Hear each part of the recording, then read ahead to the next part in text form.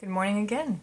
Well, now we're at the point of turning these white sheets of paper for the cloth-covered case-bound book into a signature, and to do that we are going to take the pages and we're going to set them aside and take each individual one.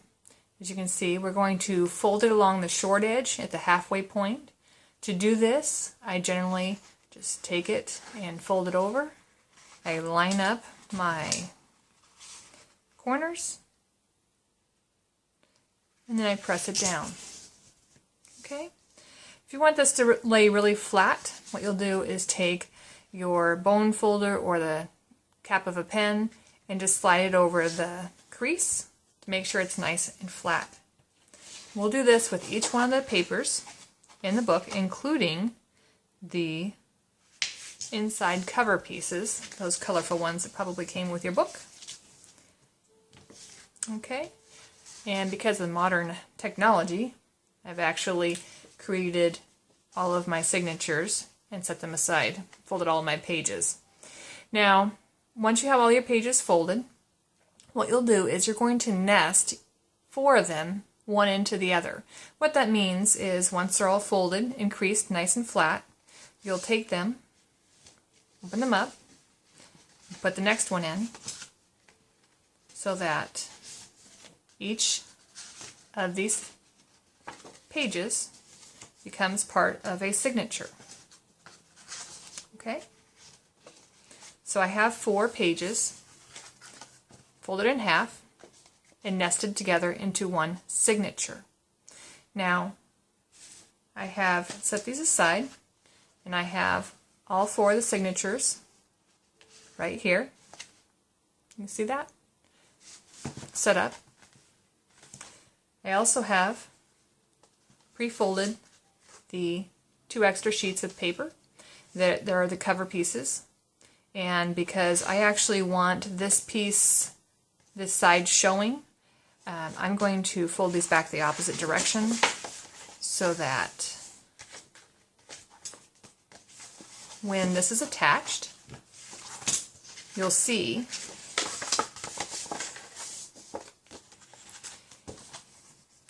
when this is attached to the book, what you're going to end up seeing is that pretty cover, that pretty one. They're both pretty, but I like this one better for this particular project. So when you open up the book, you'll see this page. These 2 will be attached, and each of your pages will be together. Now, what we've done so far is we have folded all the pages in half, and we have them nested 4 pieces to a sheet, to a signature, and then we have our end pieces. What we'll want to do next is mark the holes where we're going to do our sewing. I generally do this on the inside and follow a pattern. Do a little bit differently today, just to make this a little bit quicker.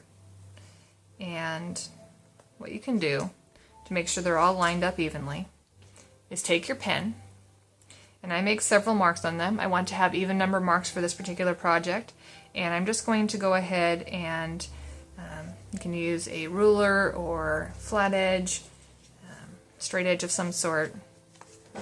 I make one mark at about a 1/2 inch on either end of the book. Right about there. On each of the different pages. Smaller the mark, the less likely it is that you will see it in your book once your book is completed. Okay?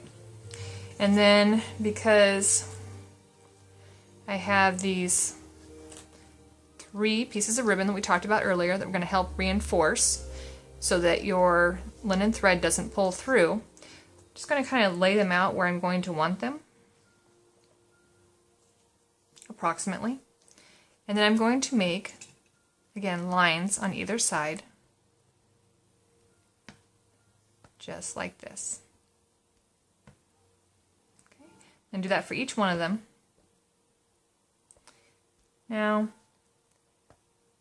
I'm not worried about making these exactly perfect in the fact that when they're not really seen, if you are a person who likes to be very technical and you need to measure things out, go for it.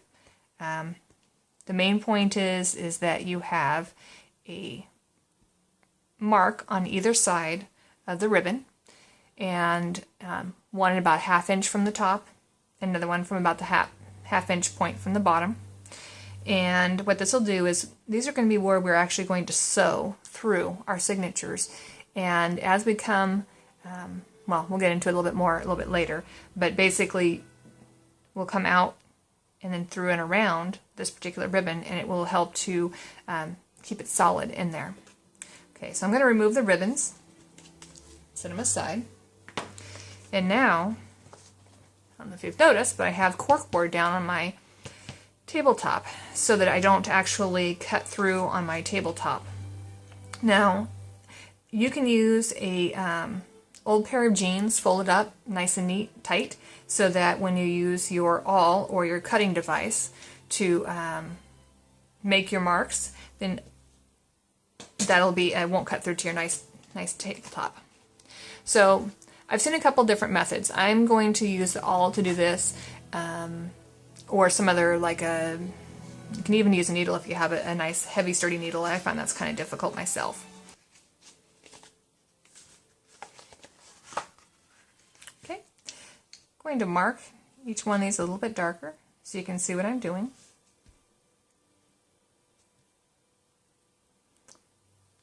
Now that I have them lined up, I want to make sure that they're lined up nice and neat and flat, so that when I'm poking through, I go straight through. And I'm going to poke the holes. These are going to be my sewn signature sewing lines for the next, when we're sewing. And I'm just going to give a nice good solid poke. You really want these holes to be big enough for a needle and some thread to go through. I think that's one of the biggest problems I've seen is people struggle with the sewing portion because they haven't quite poked a big enough hole. And so you want to just kind of pick them up, make sure you're holding them together and that your holes have gone all the way through, and you can poke back from the inside if you'd like. And you'll do that with each one of these signatures. You won't necessarily want to do that with the end pieces because the end pieces are actually just going to be glued to the front and back. And that's it for this section. What we'll do next is we'll come back and discuss the sewing the signatures. But for right now, what we've done, just a little recap, we have folded all the pages in half. We have taken and nested 4 pages together to create a signature. We have marked our guidelines as to where we want the holes to be for the sewing, and we've actually used a sharp object to go ahead and poke the holes in here. Another method I have seen is to line up your, whoops, they're not lined up. Line up your marks and then to cut through them with either an X-Acto or a straight edge blade. I don't like that as much. It's not as, to me, it's not as accurate. And if you look at these, when you have nesting and this is heavier paper, this is actually a mixed media paper, so you could get it wet if you needed to or wanted to do some painting in it. It would take a little bit more to cut all the way through from this one, the outside piece, to the inside piece, and then you end up with a pretty deep cut here, which I don't want to do. So I prefer the awl method. An ice pick will work, needle.